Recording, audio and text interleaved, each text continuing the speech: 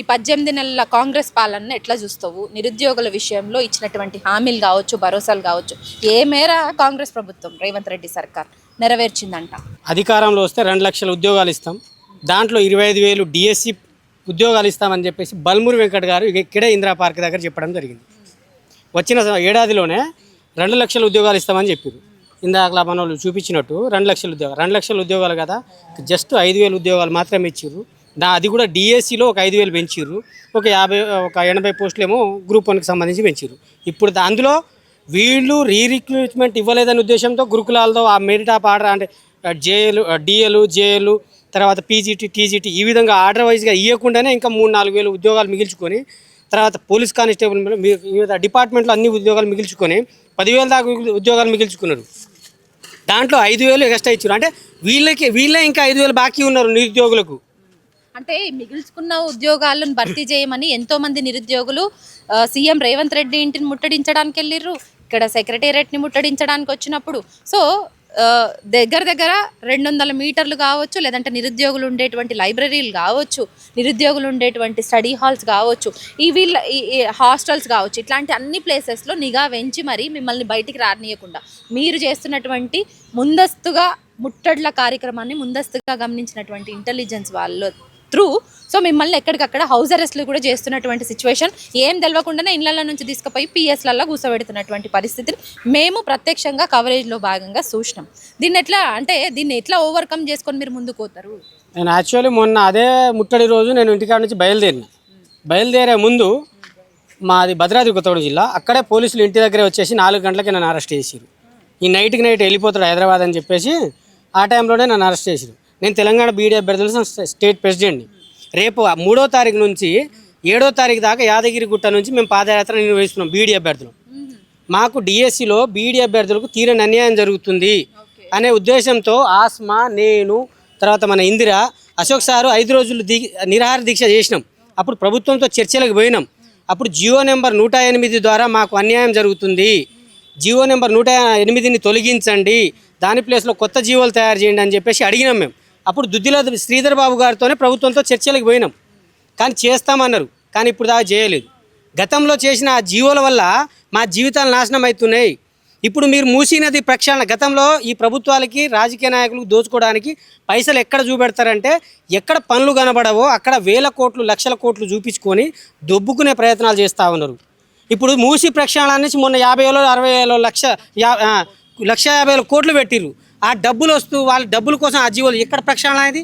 మా జీవోలు మార్చడం, ఆ జీవోలు అయితే గంటల్లోనే మారుతాయి, కానీ మా బాగుపడే జీవోలు మార్చడానికి ఒక్క 5 నిమిషాలు కూడా పనిచేయదు.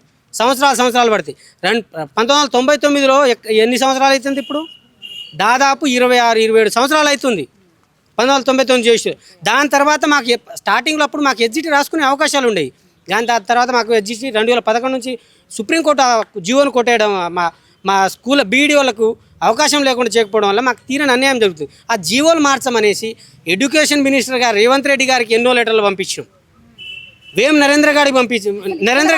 ఎడ్యుకేషన్ మినిస్టర్ని నియామకం చేయకపోవడాన్ని కూడా మీరు నిరుద్యోగులుగా ఎట్లా చూస్తారు? ఎందుకంటే ఇప్పుడు జరుగుతున్నటువంటి సిచ్యువేషన్ అంతా ఈ జూన్ జూలై మాసం అంతా కూడా వీటి మీదే తిరుగుతుంటుంది విద్యా రంగం పైన.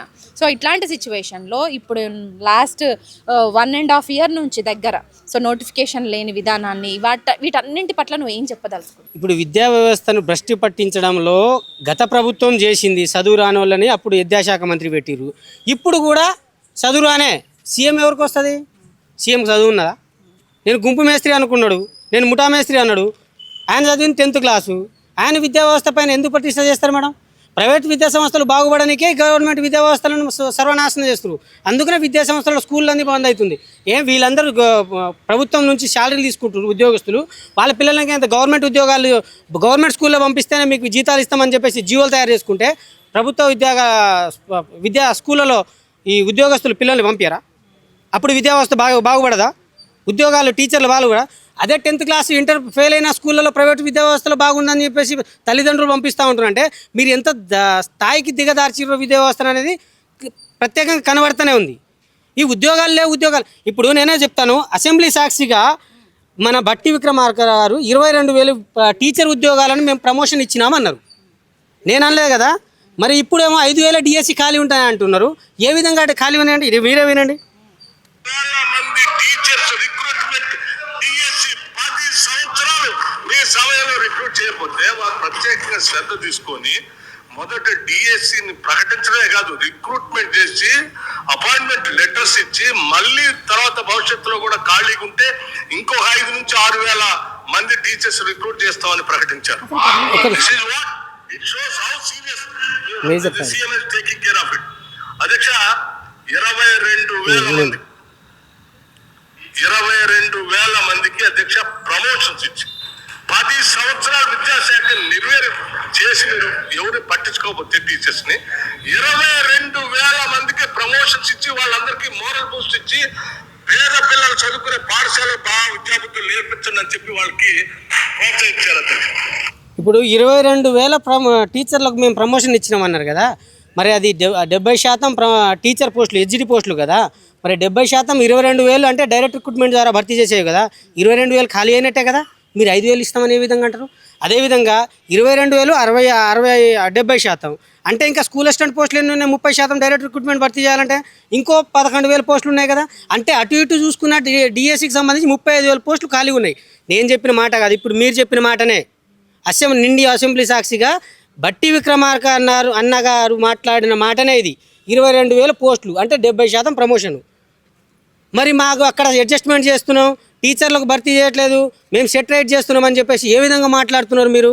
అంటే ఉద్యోగాలు ఇచ్చే పరిస్థితిలో మీరు లేరు. వాళ్ళకే ప్రమోషన్లు ఇచ్చారు అంటే 100% కంటే ఎక్కువనే ప్రమోషన్లు ఇచ్చేసారు.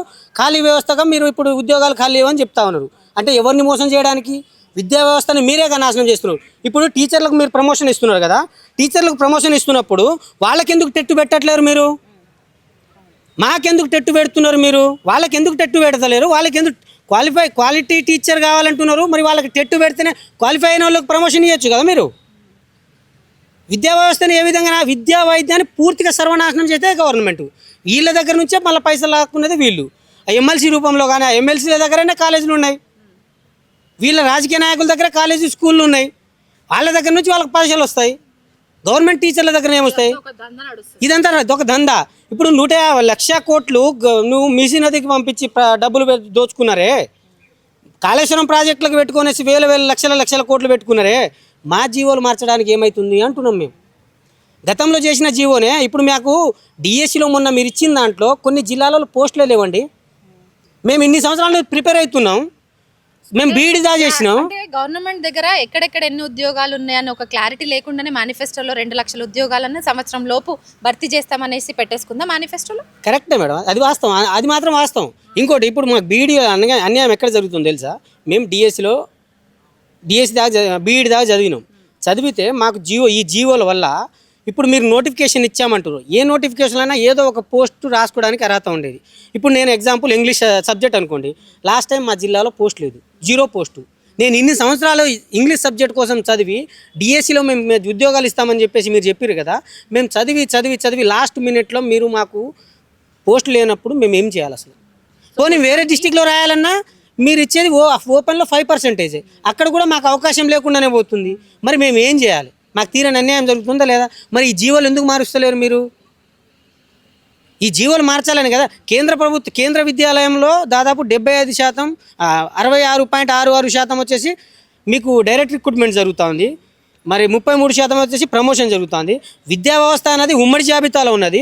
మరి వాళ్ళు పెట్టినట్టు మీరెందుకు ఫాలో కావట్లేదు? అదేవిధంగా మాకు రేపు మా బీఈడి అభ్యర్థులకు కానీ నిరుద్యోగులకు కానీ మేము చెప్పేదలిచేది ఒకటే, మా బీఈడి సమస్యలతో పాటు జాబ్ క్యాలెండర్ ఇవ్వాలనేసి రేపు 3వ తారీఖు నుంచి 7వ తారీఖు మేము యాదగిరి గిట్టానంటే విద్యా కమిషన్ దాకా చేసే 5 రోజుల పాదయాత్రని నిరుద్యోగులు అత్యధికంగా పాల్గొని జయప్రదం చేసి మాకు మద్దతుగా నిలబడాలనేసి మేము కోరుకుంటున్నాం.